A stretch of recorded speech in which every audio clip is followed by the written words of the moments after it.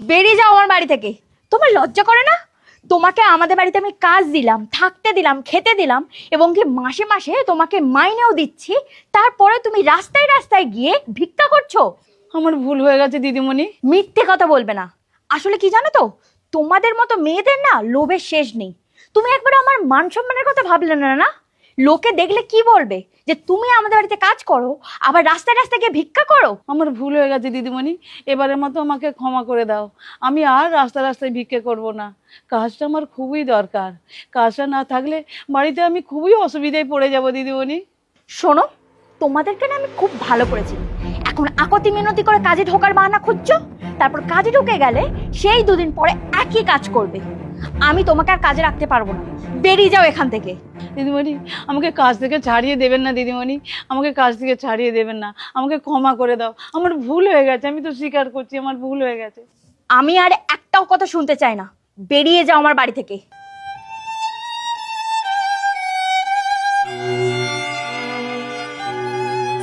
বাবু, আমাকে একটু সাহায্য করবে বাবু? সাহায্য? আচ্ছা দাঁড়ান। না না, আমাকে টাকা দিতে হবে না। আমাকে যদি 5 কেজি আটা কিনে দেন তাহলে আমার খুব উপকার হয় বাবু। আচ্ছা আপনি এখানে দাঁড়ান, আমি এনে দিচ্ছি।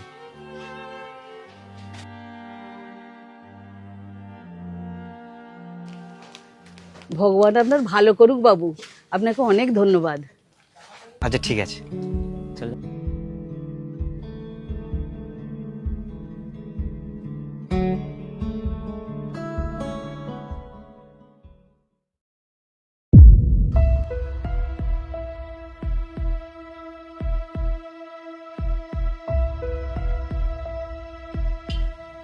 আচ্ছা দাদা, কাকিমা এটা এখানে ফেলে গেল কেন? ও কাকিমা, কাকিমা এটা ফেলে যাননি, এটা বিক্রি করে গেছেন। বিক্রি করে গেছে? কিন্তু কেন? ও এটা রোজগার ব্যাপার দাদা, উনি চাল আটা ভিক্ষা করেন আর এখানে বিক্রি করে যান। আর আপনারা সেটা কিনে নেন? আরে জানতো মশাই, পয়সা দিয়ে নি, এমনি নিই না, বুঝলেন? যান যান যান।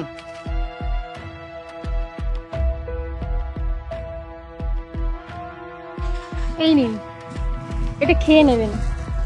আচ্ছা ঠিক আছে, ধন্যবাদ মা।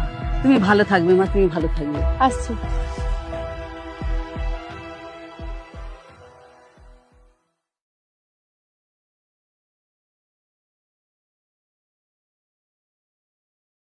এটাও কি বিক্রি করে দেবে নাকি? তোমার একটু লজ্জা করে না? তোমাকে এত মানুষ সাহায্য করছে আর তুমি তাদের ঠকাচ্ছ। তোমার তো যথেষ্ট বয়স হয়েছে, তোমার ছেলের বয়সী মানুষগুলোর সাথে 2 নম্বরই করতে তোমার একটু বাঁধে না? খারাপ লাগে না তোমার? আটা দিয়ে তো আর শুধু জীবন চলে না বাবু,